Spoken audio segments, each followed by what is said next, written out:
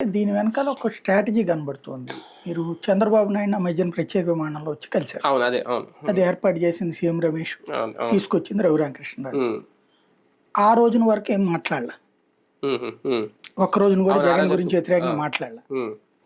అప్పుడు ఈయన్ని సెఫాలజీ పనిచేసి పెట్టమన్నారు. ఇదే వ్యూహకర్తగా పనిచేసి పెట్టమంటే చైనా అన్నాను నేను అని చెప్పాడు. హ్మ్. అంతవరకు నడిచిపోయింది. హ్మ్.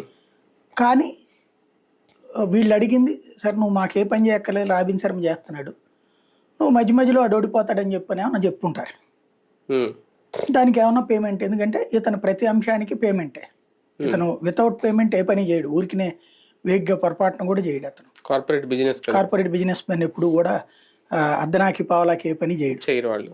కాబట్టి అది బేరం ఏదన్నా కుదురుండాలి. అంటే కంటిన్యూగా ఇప్పుడు సామదాన భేద దండోపాయాలు అంటారు కదా. ఇప్పుడు తెలుగుదేశం పార్టీ రకరకాల వ్యూహాలు అనుసరిస్తుంది. అందులో మీడియా ద్వారా అధికారులను బెదిరించడం, భారతీయ జనతా పార్టీకి వ్యతిరేకంగా లేదా భారతీయ జనతా పార్టీ వాళ్ళతో చెప్పి పైనుంచి కథ నడిపిస్తుండటం, ఇటు పక్కన వచ్చేటప్పటికి ఈసీని బెదిరించడానికి మీడియాని వాడుతుండటం, ఇంకో పక్కన భారతీయ జనతా పార్టీని దూరంగా పెట్టి మైనార్టీల దగ్గర రకరకాల వ్యూహాలు వేస్తున్నారు.